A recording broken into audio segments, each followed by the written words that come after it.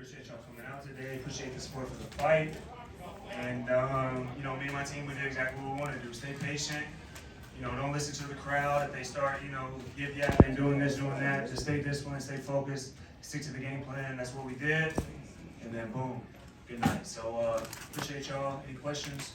Caleb, Larry, Michael, Fight Sports. You showed great patience. Could you tell us when you thought you might be able to score that left hook, and tell us about the knockout itself? I'm landing some nice right hands, some nice left hooks, and I knew it was coming at some point. It's just about staying patient, like I said, sticking to the game plan, and staying zeroed in. That's what we did. A lot of talk during that fight. What were the last things you exchanged in the ninth round before things really wrapped up with the bang? I can't really remember specifically. Not too crazy, just some bigger back and forth. So. Caleb, you exchanged words with, I think that was Jamal Charlo there. You guys kind of had a little talk back and forth. What was it that you guys said to him? If you could share that with us? I just let him know it was easy. That's all. He couldn't do nothing with me. From round one, it was a complete shutout. He couldn't really touch me. And I was doing what I wanted at will until he went to sleep. Caleb, you were doing a whole lot of feints during the course of that fight. What did you see in Dirrell's defense that kind of set up those shots, especially the double left at the end?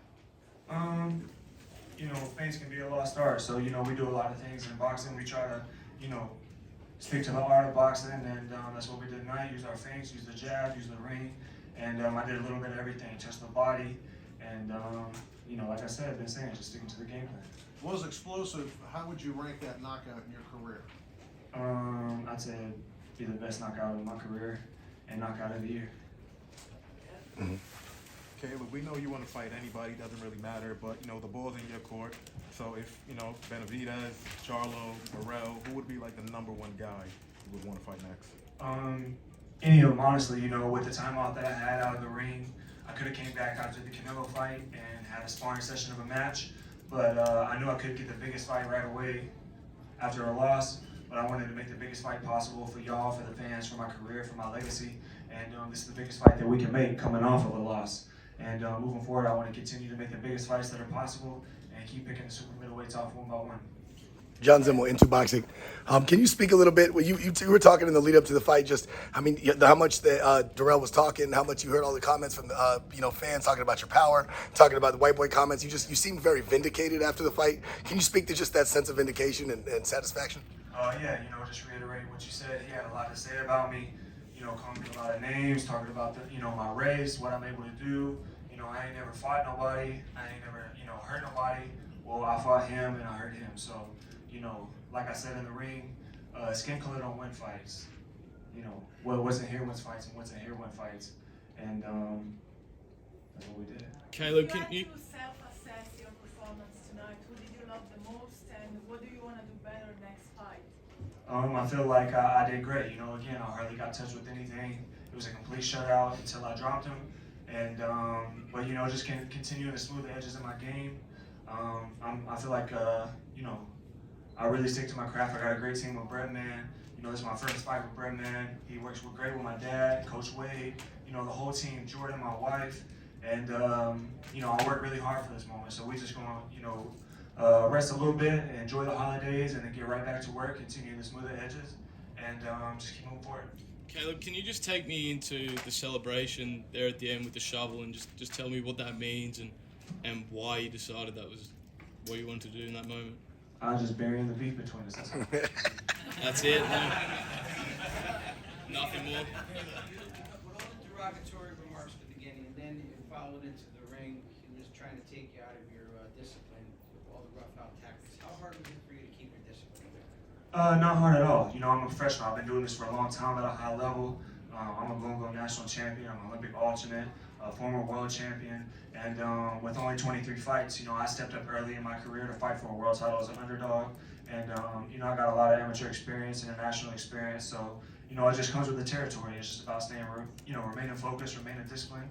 And that's what we did. There's nothing, like I told y'all in the lead up to the fight, there's nothing you can do that's going to pull me out of my game plan, pull me out of my zone.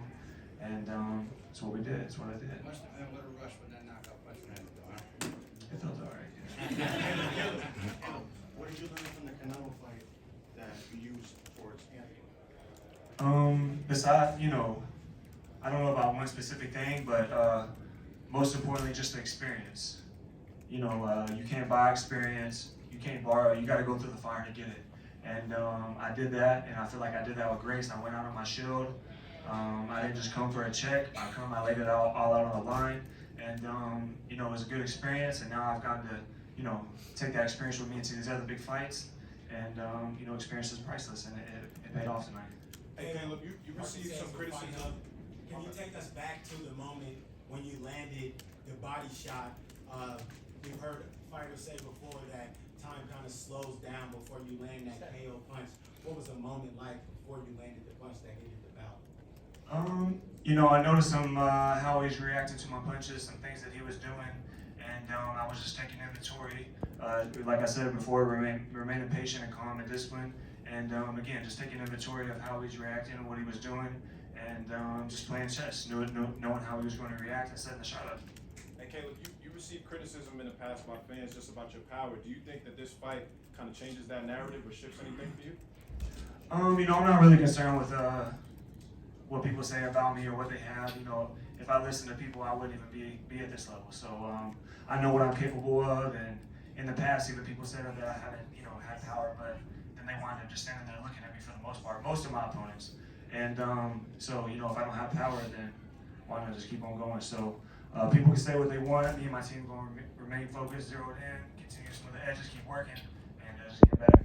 Caleb, speaking of ignoring the people, you talked a little bit about ignoring the crowd, and you know, obviously their reaction to the kind of slower pace of the fight earlier on was. Can you just speak about what it was like being patient in that moment and waiting for your time? I thought it was just, you know, just here and there, the crowd getting a little antsy, but you know, the crowd's going to do that at times. You know, this ain't the first fight for that to happen, so it's just again, staying focused, not listening to the crowd, listening to my coaches, and doing what we came to do. Just a question for Breadman. I think I was trying to read your lips, and it looked like you were saying, I told you, like after the fight. Did you kind of expect Plant would score that knockout? First time I caught pads with him, I was like, damn, man, you punch a lot harder than people realize. And he was like, man, you know, I just be working on my defense. You know, I haven't always been committing to my shots, but I can punch. And we were just working on different things with the shield and stuff, and I was just really impressed. And you know, he knocked out a couple guys in sparring just like that, you know, like sleep. And I was like, and I came to his room last night and I said, man, you know, the world haven't seen the things that I seen in the gym. You know, sometimes you probably overthinking in the fights. I want you to slow yourself down. I want you to show everybody what I seen, you know, because I'm kind of being humble when they keep saying that you can't punch. We was talking about it through camp. I'm like, man, you won't hurt this dude if he run up on you and think that you can't punch. So we went for a walk last night and we talked about life. And I told him I want him to show everybody publicly what I seen privately in the gym, man, and he did it. So, you know, that's just a rumor that he can't punch. You know, all punches hurt.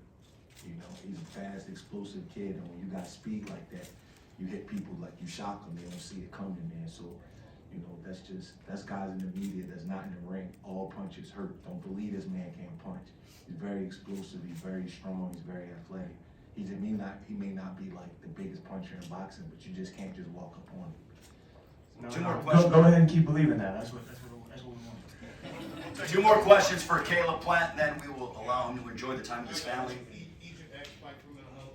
Caleb, what was your mindset like in the lead up to this fight throughout the fight? Was it any different? No, just focus. And like I said before, just with that big fight, you know, I've headlined Fox shows before. I've headlined big fights before. Obviously, with my last fight and everything that came with it, just carrying that experience over into this one. And this was a big fight as well. And again, just staying focused, I think it's a testament to my focus. You know, you see a lot of fighters, they lose, and then you're not really sure how they're going to come back, how their confidence is going to hold up. And I think I showed tonight, and not just tonight, but through my whole life, I've always had a chance to bow out gracefully. Nobody would be mad at me after everything, but I've always stayed mentally strong, kept going, kept my nose down, kept working no matter what. And I think I showed tonight that regardless of what pops up in my life, I'm going to keep my nose down, I'm going to keep grinding with my team in the dark, and when the lights come on, we're going to put on a show. Damn, right here. Canelo has all 4 belts in the super middleweight division. This was obviously a big win for you. I wonder, with the belts all tied up, at least for the foreseeable future, how do you motivate yourself to go forward, and what kind of big event can you make, given that he is the champion and he doesn't appear to be giving it up anytime soon? Yeah, well, I mean, you know, I'm here to stay, and I think I proved that tonight. I'm one of the best super middleweights in the world, and you know, I'm just gonna go home. You know, I get to spend the holidays with my daughter Charlie. I'm really excited about that, and my wife and my family through the holidays.